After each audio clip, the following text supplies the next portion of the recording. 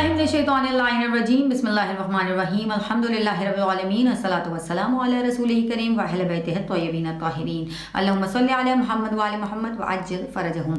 अस्सलामु अलैकुम व रहमतुल्लाहि व बरकातुहू। मैं हूँ सैयदा मूना काज़मी और कायम टीवी कनाडा की रमज़ान ट्रांसमिशन के साथ मैं आपके सामने हाजिर हूँ। आज हम माह रमज़ानुल मुबारक के दूसरे दिन की दुआ आपके सामने पेश करेंगे कि जिसमें हम परवरदिगार आलम के सामने मांग रहे हैं परवरदिगार आलम की रज़ा और खुशनुदी और तिलावत कुरान मजीद की तौफीक, क्योंकि हम दुआ में परवरदिगार आलम को मुतवज्जह कर रहे हैं। बिस्मिल्लाहिर्रहमानिर्रहीम।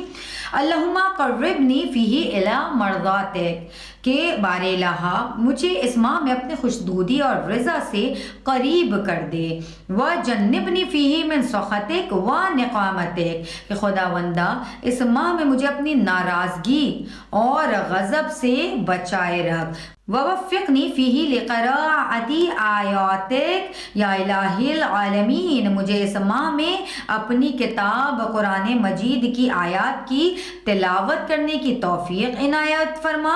बिरहमतिक या अरहमर राहिमीन, कि अपनी रहमत के ज़रिए ए सबसे ज़्यादा रहम करने वाले परवरदिगार। हम परवरदिगार आलम की रज़ा और खुशनुदी हासिल करने की बात कर रहे हैं। परवरदिगार आलम के गज़ब से दूर रहने की तौफीक मांग रहे हैं और परवरदिगार आलम के नाजिल करदा कुरान मजीद की तिलावत की तौफीक परवरदिगार आलम से आज इस माह रमज़ान के दूसरे दिन की दुआ में हम मांग रहे हैं। देखिए, रज़ा और खुशनुदी खुदा क्या है और इसका हुसूल किस तरह से मुमकिन है।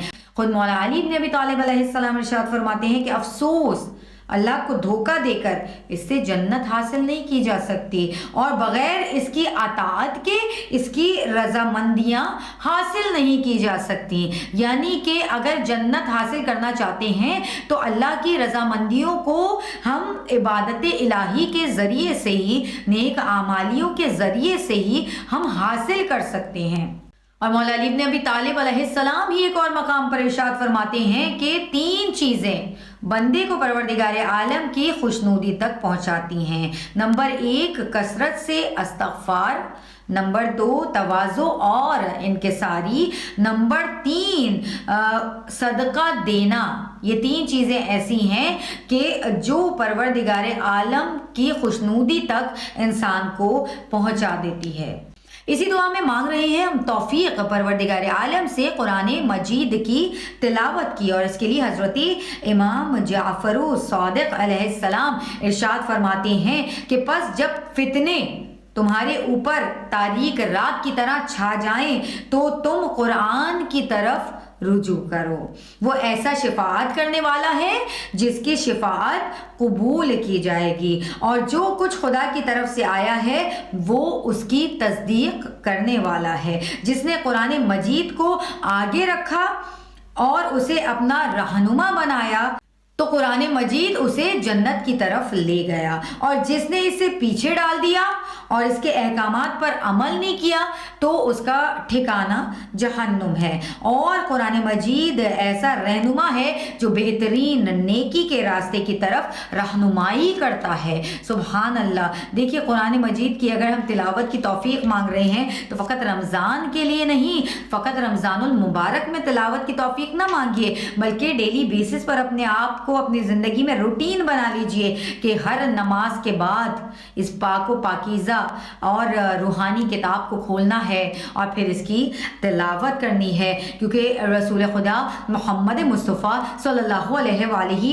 वसल्लम फरमाते हैं कि रोज़े क़यामत सबसे पहले खुदाए अजीज़ो जब्बार के सामने मैं हाजिर हूँगा और खुदा की किताब आएगी और मेरे अहले बैत अलैहिमुस्सलाम और उसके बाद मेरी उम्मत हाजिर होगी, और वहाँ मैं तुमसे सवाल करूँगा कि मेरे अहले बैत और इस किताब के साथ तुमने क्या सलूक किया। और आखिर में बताना चाहूँगी कि कुरान मजीद की तिलावत का सवाब क्या है। और इमाम जाफ़र सादिक़ अलैहिस्सलाम इरशाद फरमाते हैं कि रसूल अकरम सल्लल्लाहु अलैहि वसल्लम ने फरमाया कि जो एक रात में कुरान करीम की 10 आयात को पढ़ेगा इसको गाफिलीन में نہیں لکھا جائے گا، اور جو 50 آیات کو پڑھے گا اس کو ذاکرین میں لکھا جائے گا، اور جو 100 آیات پڑھے گا وہ قانتین میں محسوب ہوگا، اور 200 آیات کو پڑھنے والا خاشعین میں، اور 300 آیات کو پڑھنے والا فائزین میں، یعنی کامیاب و کامران لوگوں کی فہرست میں لکھا جائے گا۔ سبحان اللہ، اس سے بڑی قرآن کی تلاوت کی فضیلت اور کیا ہوگی کہ ہمارے نام کہیں فائزین میں لکھے جائیں گے، کہیں قانتین میں لکھے جائیں گے، اور کہیں ہمیں غافلین میں سے نکال دیا جائے گا اور ہمارے نام ذاکرین میں لکھے جائیں گے۔ سبحان اللہ۔ اجازت دیجیے، اللہ حافظ و نگہبان۔